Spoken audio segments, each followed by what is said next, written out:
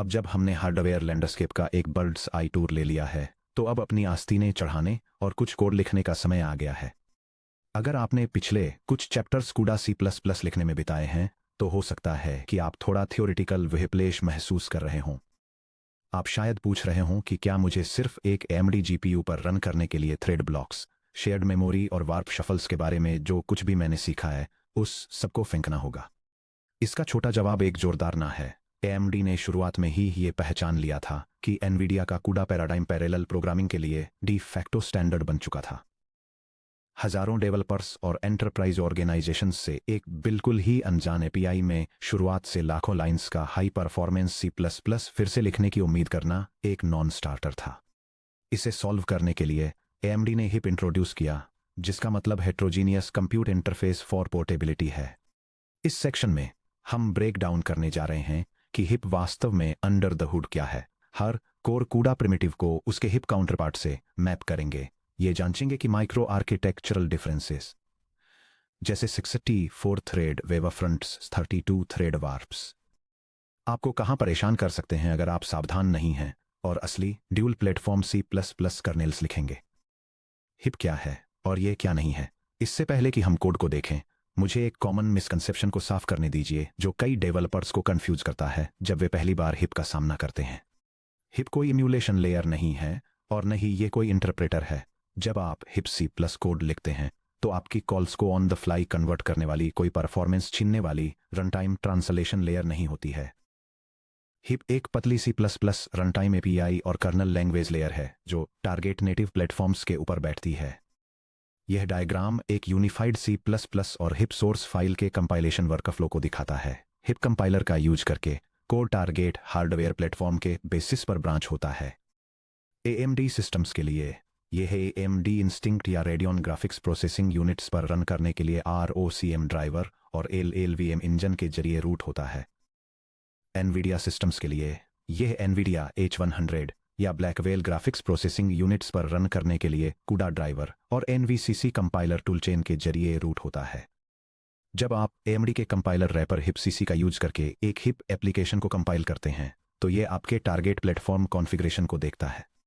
अगर AMD को target कर रहे हैं, _हिप प्लेटफॉर्म AMD _: HipCC एक LLVM based clang front end का यूज करता है। आपके C++ कर्नेल कोड को native AMD GPU machine code ISA code objects जैसे कि .hsssco में कंपाइल करने के लिए, जो सीधे AMD के ओपन सोर्स ROCm रनटाइम से लिंक होता है। अगर NVIDIA को टारगेट कर रहे हैं, _hip platform NVIDIA _HipCC header files hip calls को स्टैंड कूडा रनटाइम कॉल्स में ट्रांसलेट करती हैं और कोड को सीधे NVIDIA के NVCC कंपाइलर के पास भेज देती हैं! इस डिजाइन का मतलब है कि आप हिप में एक सिंगल C++ कोडबेस लिख सकते हैं, इसे NVIDIA H100 के लिए NVCC के साथ कंपाइल कर सकते हैं, इसे AMD MI300X के लिए HipCC के साथ कंपाइल कर सकते हैं और दोनों चिप्स पर 100% नेटिव एग्जीक्यूशन स्पीड पा सकते हैं। Section break. API Rosetta Stone CUDA को हिप में ट्रांसलेट करना। क्योंकि हिप को खास तौर पर कूडा डेवलपर्स के लिए माइग्रेशन फ्रिक्शन को कम करने के लिए डिजाइन किया गया था, कूडा रनटाइम API का एक बहुत बड़ा हिस्सा एक सिंपल स्ट्रिंग रिप्लेसमेंट रूल का यूज करके हिप में मैप हो जाता है। कूडा को हिप से रिप्लेस करें और उसी के अकॉर्डिंग कैपिटलाइज करें! आइए उन फंडामेंटल रनटाइम कॉल्स को रिव्यू करें जो आपने chapter 22 memory allocation and management में सीखे थे और देखें कि वे हिप में कैसे दिखते हैं। # मेमोरी एलोकेशन एंड मैनेजमेंट। यह टेबल कूडा रनटाइम API फंक्शंस और उनके हिप इक्विवेलेंट्स के बीच की मैपिंग को आउटलाइन करती है और उनके मेमोरी मैनेजमेंट ऑपरेशंस को डिटेल में समझाती है। GPU डिवाइस पर मेमोरी एलोकेशन के लिए कूडा फंक्शन कूडा मैलॉक, जो एक पॉइंटर के एड्रेस और साइज को लेता है, हिप फंक्शन हिप मैलॉक में ट्रांसलेट होता है। इस डिवाइस मेमोरी को फ्री करने के लिए एक पॉइंटर आर्गुमेंट के साथ कूडा फ्री सीधे हिप फ्री से मैप होता है। होस्ट और डिवाइस के बीच मेमोरी कॉपी ऑपरेशंस कूडा मेमॉपी द्वारा हैंडल किए जाते हैं, जो डेस्टिनेशन, सोर्स, बाइट्स और काइंड आर्गुमेंट्स लेता है और ये हिप मेम कॉपी के करस्पोंडिंग है। डिवाइस मेमोरी को एक स्पेसिफिक बाइट वैल्यू से फिल करने के लिए कूडा मेमसेट, जो एक पॉइंटर, वैल्यू और बाइट्स लेता है, हिप मेमसेट से मैप होता है। पिंड या पेज लॉक्ड होस्ट मेमोरी के लिए कूडा मैलॉक होस्ट, जो एक पॉइंटर के एड्रेस और साइज को लेता है, हिप होस्ट मैलॉक से मैप होता है, जबकि इस मेमोरी को फ्री करना कूडा फ्री होस्ट के जरिए किया जाता है, जो ही हिप होस्ट फ्री से मैप होता है। लास्ट में यूनिफाइड या जीरो कॉपी मेमोरी एलोकेट करने के लिए कूडा फंक्शन कूडा मैलॉक मैनेज्ड, जो एक पॉइंटर के एड्रेस और साइज को लेता है, हिप के हिप मैलॉक मैनेज्ड के करस्पॉन्डिंग है। ध्यान दें कि मेमोरी कॉपी डायरेक्शन फ्लैग्स कितने सिमिलर हैं।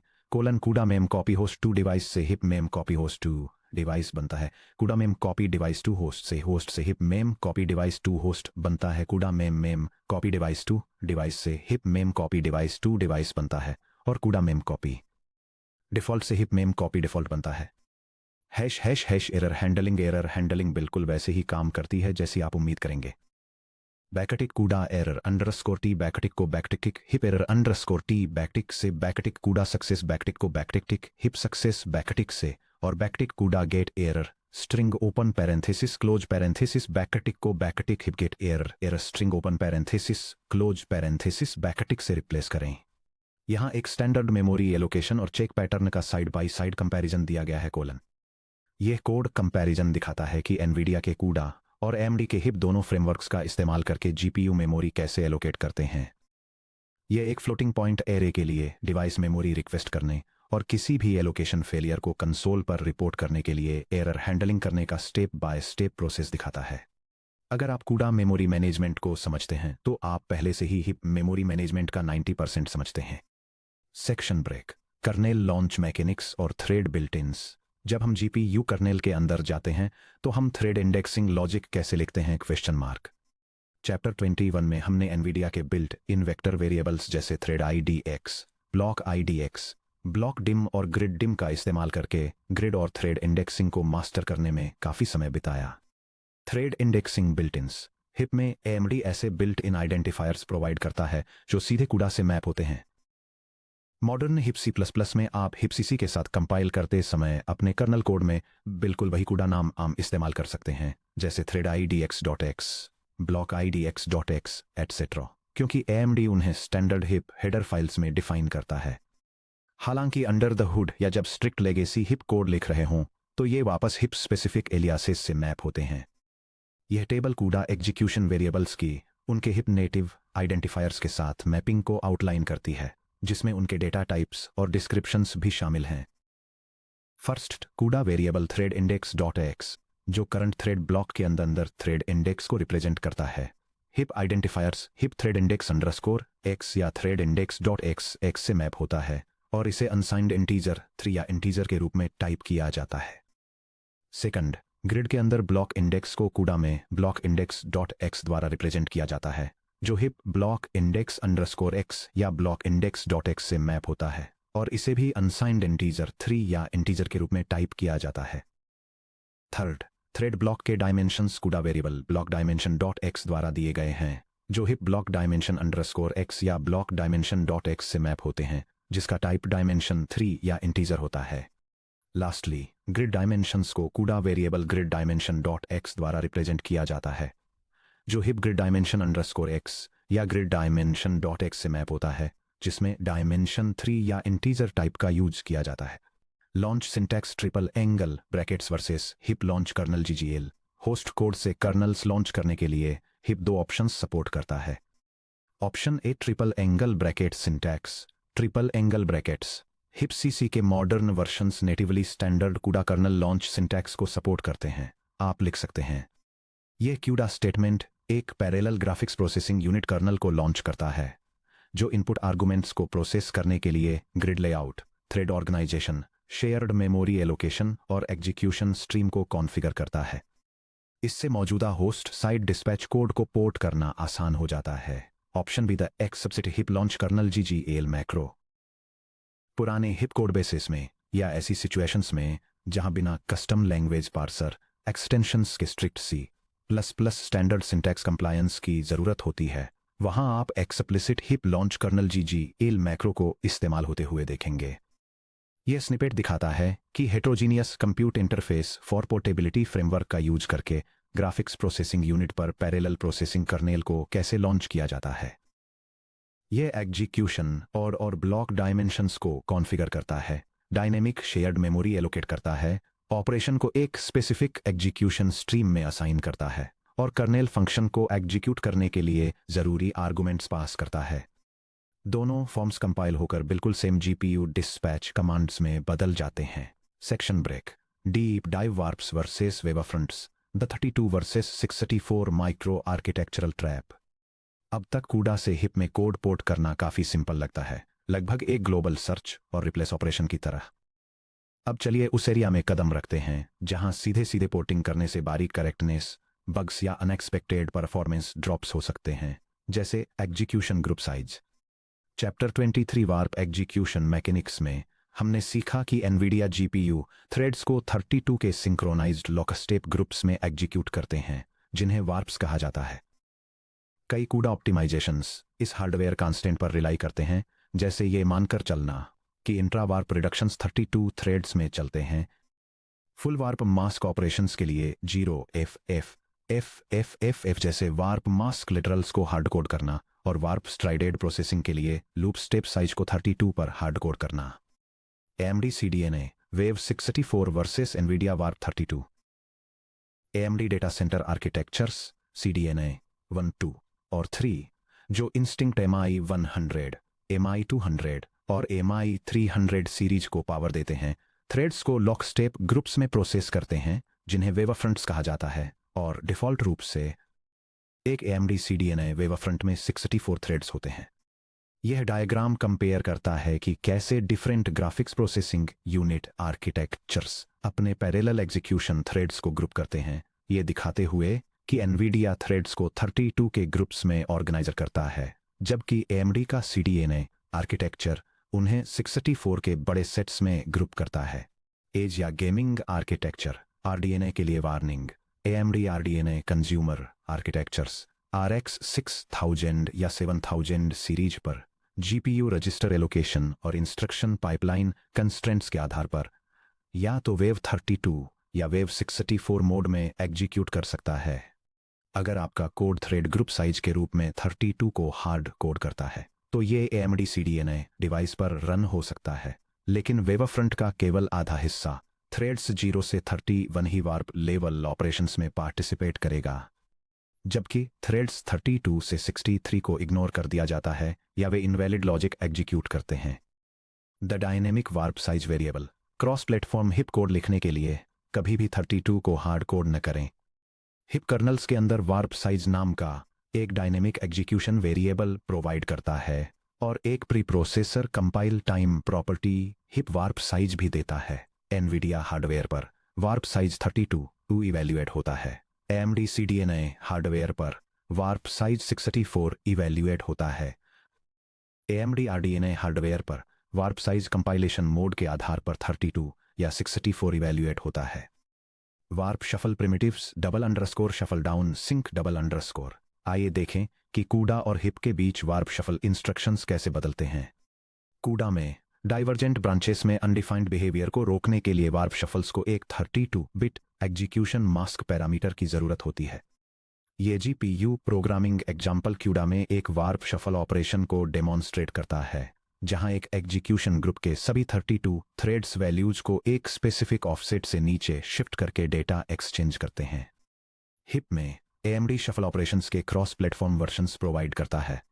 AMD हार्डवेयर पर मास्क पैरामीटर का इस्तेमाल उसी 32 बिट बिटमास्क फॉर्मेट में नहीं किया जाता है, क्योंकि एक 64 थ्रेड वेवफ्रंट को 64 बिट मास्क UINT 6040 की जरूरत होती है। इसे सॉल्व करने के लिए हिप होस्ट या डिवाइस कंपेटिबल इंट्रिंसिक्स प्रोवाइड करता है।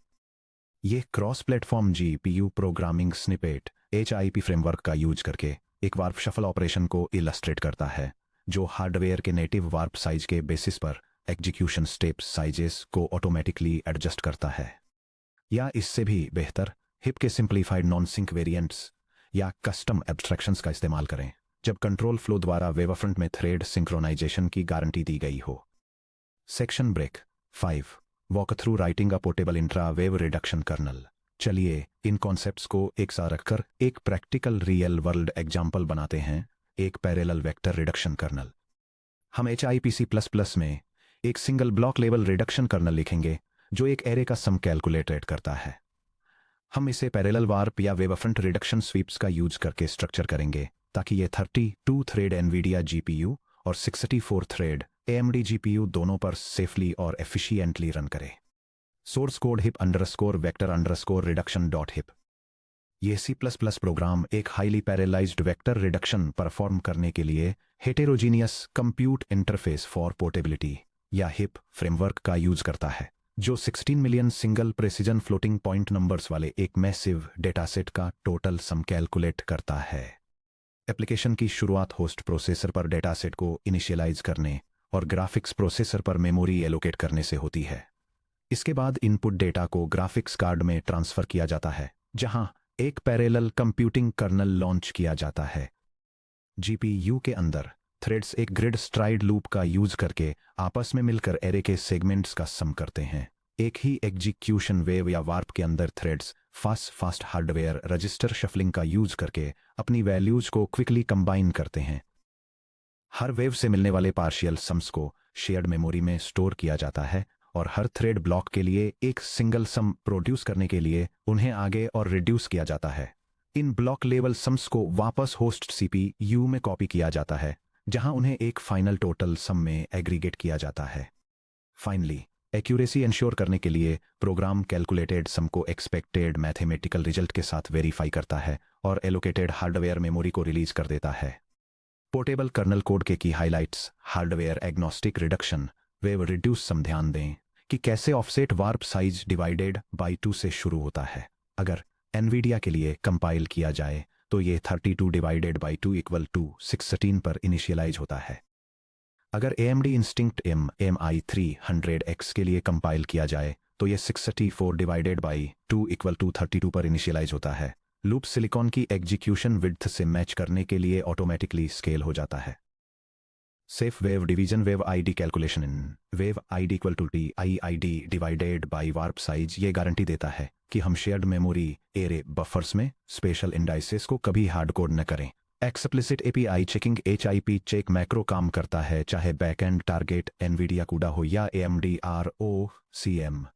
Section break 6 target compilation pipelines HIP CC के साथ बिल्ड करना। अब जब हमने अपना cross platform HIP source code लिख लिया है तो हम इसे कंपाइल कैसे करें। AMD hip CC compiler interface script provide करता है। Under the hood hip CC आपके इंस्टॉल्ड ड्राइवर्स और कंपाइलर टूलचेन्स को डिटेक्ट करता है। यह डायग्राम हिप कंपाइलर का यूज करके एक हिप सोर्स फाइल के कंपाइलेशन वर्कफ्लो को दिखाता है। यह प्रोसेस टारगेट हार्डवेयर प्लेटफॉर्म के हिसाब से 2 अलग पाथ्स में डिवाइड हो जाता है। एक तरफ AMD सिस्टम पर कंपाइल करने के लिए हिप कंपाइलर का यूज होता है ताकि AMD हार्डवेयर के लिए स्पेसिफिकली AMD ROCm आर्किटेक्चर को टारगेट करने वाली एक एग्जीक्यूटेबल ऑब्जेक्ट फाइल जनरेट की जा सके। दूसरी तरफ एनवीडिया सिस्टम पर कंपाइल करने के लिए कूडा कंपाइलर का यूज होता है ताकि हॉपर हार्डवेयर के लिए स्पेसिफिकली एनवीडिया आर्किटेक्चर को टारगेट करने वाली एक एग्जीक्यूटेबल ऑब्जेक्ट फाइल जनरेट की जा सके। AMD हार्डवेयर ROCm स्टैक के लिए कंपाइल करना। अपने कर्नल को AMD GPU जैसे कि AMD इंस्टिंक्ट MI300X जिसका कोड नेम GFX942 है या एक MI210 जिसका कोड नेम GFX90A है के लिए बिल्ड करने के लिए offload arch target flag pass करें। यह shell demonstration AMD GPU programming framework का यूज करके एक high performance vector reduction program को कंपाइल करने, इसे स्पेसिफिकली एक टारगेट एक्सेलरेटर आर्किटेक्चर के लिए ऑप्टिमाइज करने और फिर रिजल्टिंग एप्लीकेशन को प्लेटफॉर्म पर नेटिवली एग्जीक्यूट करने का प्रोसेस दिखाता है। एनवीडिया हार्डवेयर कूडा स्टैक के लिए कंपाइल करना। अगर आप बिल्कुल सेम सोर्स फाइल को एक एनवीडिया सर्वर नोड पर रखते हैं जहां कूडा इंस्टॉल्ड है, तो एनवीडिया बैकएंड का यूज करने के लिए टारगेट एनवायरनमेंट वेरिएबल या कंपाइलर फ्लैग सेट करें। यह स्क्रिप्ट हार्डवेयर ट्रांसलेशन लेयर को एनवीडिया ग्राफिक्स प्रोसेसिंग यूनिट को टारगेट करने के लिए कॉन्फ़िगर करती है। एक स्पेसिफिक एक्सेलरेटर आर्किटेक्चर के लिए परफॉर्मेंस ऑप्टिमाइजेशन के साथ पैरेलल रिडक्शन एप्लीकेशन कंपाइल करती है और रिजल्टिंग एग्जीक्यूटेबल को सिस्टम पर रन करती है। Pre processor directives for architecture specific tuning. हालांकि HIP high level hardware portability provide करता है, ऐसे समय होते हैं जब आप प्लेटफॉर्म स्पेसिफिक ऑप्टिमाइजेशन लिखना चाहते हैं, जैसे हॉपर GPUs पर NVIDIA specific inline PTX assembly को कॉल करना या इंस्टिंक्ट एक्सीलेटर्स पर AMD specific MFM A matrix fused multiply add assembly intrinsics को कॉल करना। HIP इसे कंपाइलर प्रीप्रोसेसर डेफिनेशंस का यूज करके हैंडल करता है। यह सेगमेंट डेमोन्स्ट्रेट करता है कि ग्राफिक्स प्रोसेसिंग यूनिट्स के लिए हार्डवेयर स्पेसिफिक ऑप्टिमाइजेशन को कंडीशनली कैसे कंपाइल किया जाए। टारगेट प्लेटफॉर्म AMD है या NVIDIA, इस बात पर डिपेंड करते हुए सिस्टम एक tailored high performance execution path select करता है। AMD हार्डवेयर के लिए यह स्पेशलाइज्ड मैट्रिक्स कोर इंस्ट्रक्शंस को लेवरेज करता है, जबकि NVIDIA हार्डवेयर के लिए यह मैथमेटिकल कंप्यूटेशंस को एक्सेलरेट करने के लिए low level tensor core assembly commands को एग्जीक्यूट करता है। यह आपको दोनों वर्ल्ड्स का बेस्ट देता है। आपके कोडबेस के 95% के लिए एक यूनिफाइड C++ API स्ट्रक्चर, उस लास्ट 5% के पीक परफॉर्मेंस ट्यूनिंग के लिए वेंडर स्पेसिफिक असेंबली इंट्रिंसिक्स तक ड्रॉप डाउन करने की एबिलिटी के साथ। सेक्शन ब्रेक, परफॉर्मेंस कंसिडरेशंस और कॉमन पिटफॉल्स। इस सेक्शन को रैप अप करने से पहले आइए 3 प्रैक्टिकल परफॉर्मेंस डिटेल्स को हाईलाइट करें। इन्हें हमें माइंड में रखना है जब CUDA कोडबेसिस को HIIP C++ में कन्वर्ट कर रहे हों। पिटफॉल 1, यूनिफाइड AL1 या शेयर्ड मेमोरी डायनेमिक स्प्लिट को अस्यूम करना। जैसा कि हमने सेक्शन 29.1 में डिस्कस किया था, NVIDIA GPUs AL1 कैश और शेयर मेमोरी को पर ASIM एक सिंगल डायनेमिकली कॉन्फ़िगरेशन वाले SRAM ब्लॉक में कंबाइन करते हैं, जिसे CUDA फंक्स सेट एट्रीब्यूट के थ्रू कंट्रोल किया जाता है। AMD GPUs में शेयर्ड मेमोरी के लिए एक physically separate hardware RAM block होता है, जिसे लोकल डेटा शेयर LDAs कहा जाता है। AMD हार्डवेयर पर HIP में dynamic AL1 cash sizing configuration functions को कॉल करने की कोशिश करने को सिंपली इग्नोर कर दिया जाएगा, या ये एक ऐसा स्टेटस रिटर्न करेगा जो इंडिकेट करता है कि यह अनसपोर्टेड है। अपने एल्गोरिथम्स को ये जानते हुए डिज़ाइन करें कि AMD हार्डवेयर पर LDAs एक डेडिकेटेड हार्डवेयर ब्लॉक है। पिटफॉल 2, 64 थ्रेड वेवफ्रंट्स के अक्रॉस बैंक कॉन्फ्लिक्ट्स। क्योंकि AMD CDNA वेवफ्रंट्स पर इंस्ट्रक्शन 64 थ्रेड्स को प्रोसेस करते हैं, एक LDAs memory access phase 2 32 thread cycles में स्प्लिट होता है। थ्रेड्स 0 से 31 के लिए फेज 0, थ्रेड्स 32 से 63 के लिए फेज 1। अगर सेम वेवफ्रंट में थ्रेड्स I और I+32 उन मेमोरी इंडिसेस को कैलकुलेट करते हैं जो same 32 bit LDAs memory bank पर कोलाइड करते हैं, तो आप वेवफ्रंट फेजेस के अक्रॉस बैंक कॉन्फ्लिक्ट्स एक्सपीरियंस कर सकते हैं। जब HIP में शेयर्ड मेमोरी स्ट्राइड्स को स्ट्रक्चर कर रहे हों, तो वेरीफाई करें कि CDNA प्लेटफॉर्म्स को टारगेट कर समय आपके स्ट्राइड ऑफसेट्स 64 थ्रेड लेआउट्स को अकाउंट में लेते हैं। Pitfall 3, implicit synchronisation assumption.